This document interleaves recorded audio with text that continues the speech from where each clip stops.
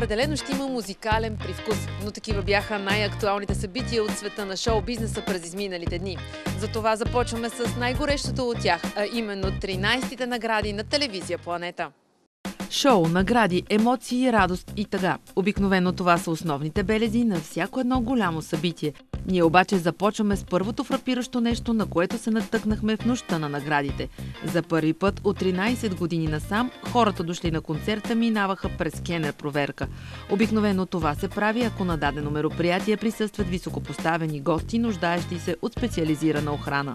В случая такива нямаше. Оказа се дори, че инициативата не идва от организаторите на концерта, а от управата на НДК.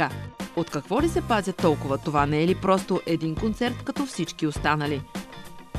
След дълга и щателна проверка, шоуто започна с мегамикса на Ивана, която пя на живо. И ако говорим за визията, също можем да й дадем позитивна оценка за тоалета, който бе избрала.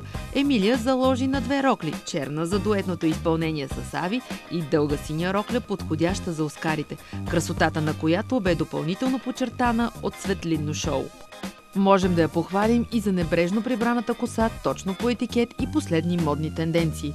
И ако на Емилия и Ивана дадохме няколко плюса, то за Теди Александрова минусите ще бъдат двойно повече. Дуетното изпълнение с Борис Дали направо ни втрещи. Той бе заложил на бял панталон, червено сако и като цяло изглеждаше елегантен. И изведнъж на сцената се появява тя в облекло напълно некореспондиращо на дуетната й половинка. Прекалено късите впити панталонки позволяваха на хората, седнали най-отпред, да видят повече плът, отколкото са очаквали. И докато гледахме оскъдния тоалет на Теди, някак рязко се пренесохме на автомивка, където колата я мият онези секси момичета. Не знаем дали именно такава гледка е вдъхновила изпълнителката при избора на сценичния й тоалет, но със сигурност би могла да покаже хубавото си тяло по много по-елегантен начин.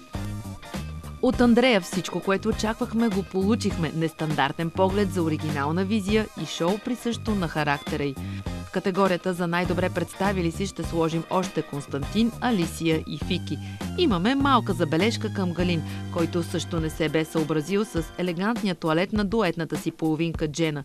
Дали обича кежуал облеклото или не му е останало време да се преоблече малко преди да се качи на сцената, оставаме на вас да гадаете.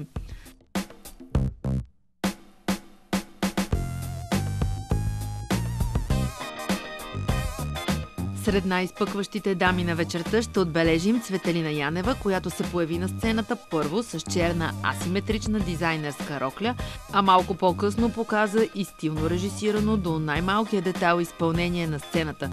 Втората й визия бе на дизайнерите Борче и Добри. Галена и Преслава също показаха по няколко тоалета от модната им линия Beyond. Споменахме ли Десислава, пожелаваме и успех с новата песен, но ако говорим за сценичния и тоалет, въобще не ни хареса. Крум винаги се придържа към стила си и то без особена промяна.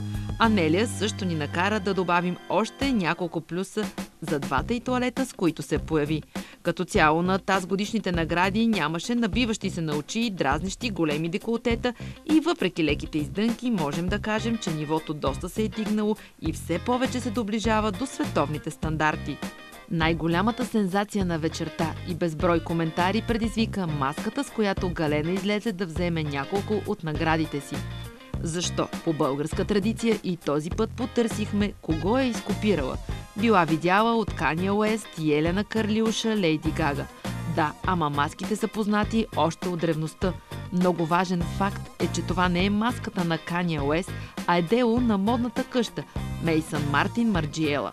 На ревютата на модния бранд манекените се разхождат именно с такива маски, а отскоро към тях се присъедини и Жан-Пол Готие. Тоест, ако кажете, че Галена изкопирала някой, то всяка наша покупка е имитация на някой, купил я преди това. Неоспорим факт е, че Галена винаги залага на стил и визия. Именно за това е избрала и топ дизайнер. А това автоматично я слага на една линия с Kanye West и в никакъв случай ня прави имитатор.